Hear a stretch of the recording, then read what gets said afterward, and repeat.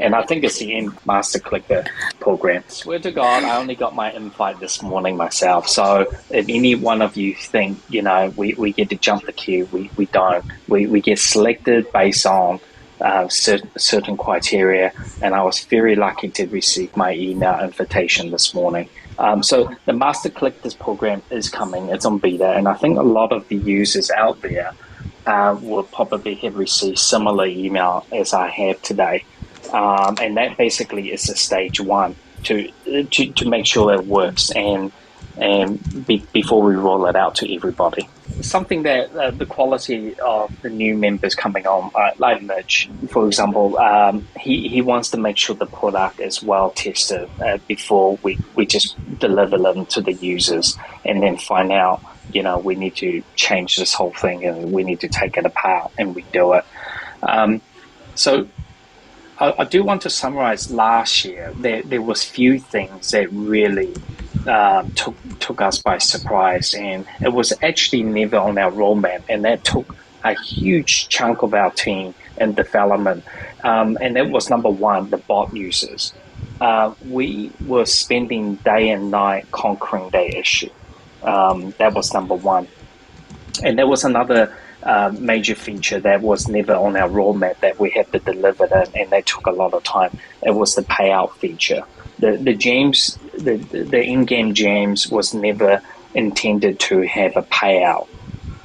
And we were trying to figure how it's going to be done, and finding the banking partners with a MTL license and so on. Some of these features just takes you off a tailspin that you would not believe. If we didn't have these major things that we had to deliver for our users, because we do listen, and the whole team basically just focus on that other thing, we'll never be this behind.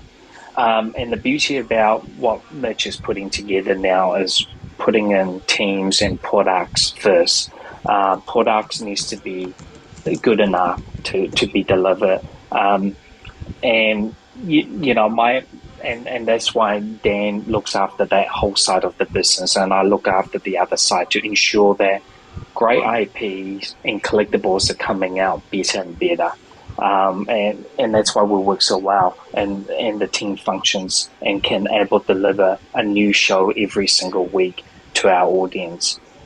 So in one hand, I need to make sure that I don't pause any releases. I need bigger, better IPs to be out there. And then Dan's pressures, I need to meet Dave's demand to have that drivable car. I need to meet all these other deadlines.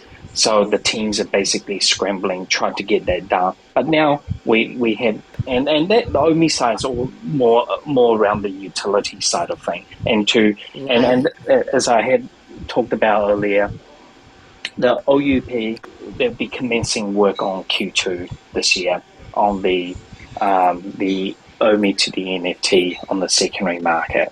And obviously that will expand into the VeVe eventually, and more utility value will come out from there.